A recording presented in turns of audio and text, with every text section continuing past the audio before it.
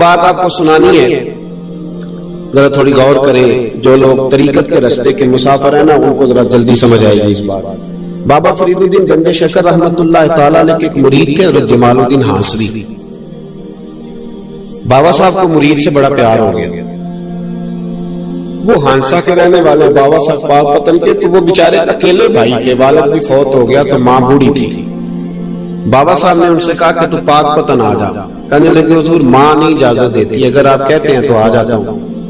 تو بابا صاحب فرمانے لگے اگر نبی پاک نے اویس کرنی کو بلایا ہوتا تو میں بھی تجھے بلا لیتا، لیکن نبی کریم علیہ السلام نے انہیں نہیں بلایا تو لہذا میں تجھے بھی نہیں بلاتا۔ لیکن پیار بڑا تھا تو بابا صاحب کہنے لگے چل تو پاک پتن نہیں آتا تو میں تو تیرے گاؤں آ سکتا ہوں۔ 3 سال بابا جی مرید کی خاطر اس کے گاؤں میں چلے گئے، ان بھی پیٹوں کے اندر مرید کی خاطر، پر مرید پجاروں والا ہونا چاہیے، غریب ہو تو پھر انہوں نے راہ اوکھا لگ گیا، پھر مشکل ہوتا ہے۔ چلے جاتے ہیں آپ بھی، چلے جاتے ہیں۔ ماڑا ہے کہ انہوں کہنے تو جمعراتی آئی سویرے 8 بجے، تو کدھر آ گیا؟ تگڑا ہے تو انہوں کہتے تو بڑی لیٹ ہے، تو راتی خواب بھی آیا سویرے۔ خدا بندہ یہ تیرے سادہ دل بندے کدھر جائیں، شہنشاہی بھی جاری ہے اور جو ہے وہ فقر بھی جاری ہے، شہنشاہی بھی جاری۔ میرے بھائی سنیں، بابا صاحب نے 3 سال مرید کے ہاں چلے گئے، 3 سال ہانسا میں آپ نے قیام فرمایا، 3 سال۔ والدہ تو ان کی جلدی انتقال کر گئے لیکن بابا صاحب وہیں رہ گئے تھے۔ وہ حضرت جمال الدین بڑے خوبصورت تھے، بڑے پیارے تھے، ویسے بھی ادائیں بڑی اچھی تھی ان کی، عالم فاضل۔ حضرت خواجہ بہاؤالدین زکریا ملتانی ایک دفعہ پاک پتن آئے بابا فرید صاحب کو ملنے، تو انہیں جمال الدین ہانسی پسند آ رہا۔ انہوں نے ملتان جا کے بابا فرید کو خط لکھا کہ میرے سارے مرید اور خلفاء لے لے پر اپنا جمال الدین مجھے دے دے۔ تو بابا صاحب نے جواب میں ایک ہی جملہ کا اور بڑا شاندار کہا، کہنے لگے بہاؤالدین حد کرتے ہو، کبھی کسی نے اپنا جمال بھی کسی کو دیا ہے؟ یہ تو میرا جمال ہے، یہ بھی کبھی کسی نے کسی کو دیا ہے؟ اللہ اکبر۔ انہوں نے نا کوئی روحانی کشش ڈالی حضرت جمال الدین ہانسوی کے دل میں۔ تو بابا صاحب اسباق پڑھا رہے تھے شاگردوں کو، تو حضرت جمال الدین ہانسوی آ گئے، آ کے کہنے لگے حضور میں نے ملتان جانا ہے۔ بابا صاحب نے فرمایا کوئی کام ہے، کوئی مجبوری ہے، کوئی رشتہ داری ہے؟ سمجھ گئے بابا فرید صاحب کے معاملہ پیچھے سے گڑبڑ ہو گیا، کیا مسئلہ ہے؟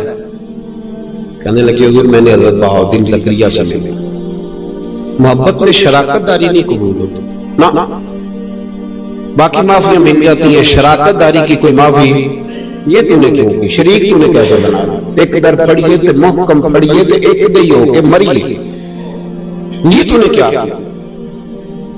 فرمانے لگے اچھا بہاؤالدین زکریا سے ملنا ہے؟ کہا ہاں۔ پیار بڑا تھا بابا صاحب کا خواجہ بہاؤالدین زکریا سے، محبت بڑی تھی۔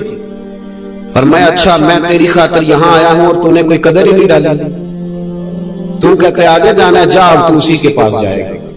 حضرت جمال الدین ہانسوی کہتے ہیں میں نکل آیا پر سینے کا نور سارا رخصت ہو گیا، نہ میں ملتان جا سکا اور نہ میں بابا صاحب کا رہ سکا۔ 3 سال ہو گئے معافیاں مانگا، پر بابا صاحب نے فرمایا یار میں تیری خاطر بڑھاپے میں یہاں آیا اور تو نے سوچا ہی نہیں، تو نے قدر ہی نہیں ڈالی، تو نے یہ کیا کیا میرے ساتھ؟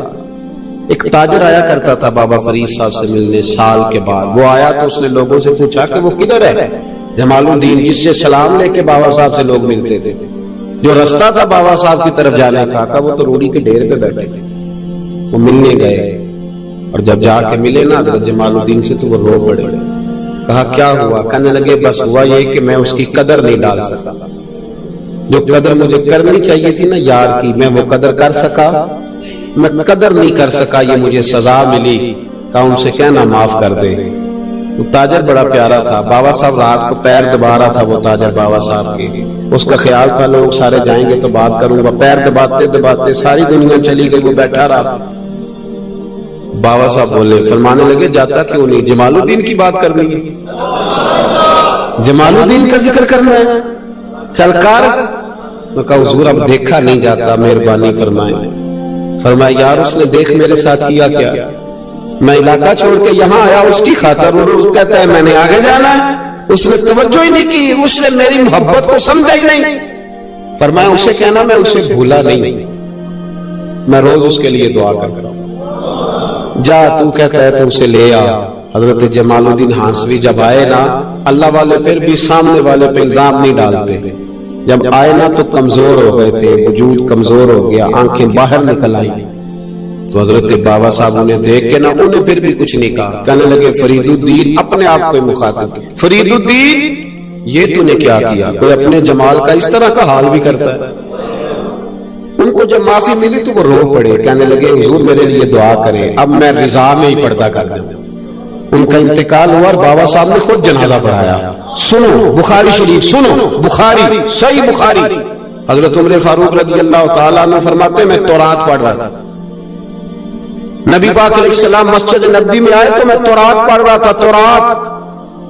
حضور نے آتے پوچھا عمر کیا کر رہے ہو؟ یا رسول اللہ صلی اللہ علیہ وسلم تورات پڑھ رہا ہوں جو حضرت موسیٰ علیہ السلام پہ نازل ہوئی اللہ کی کتاب۔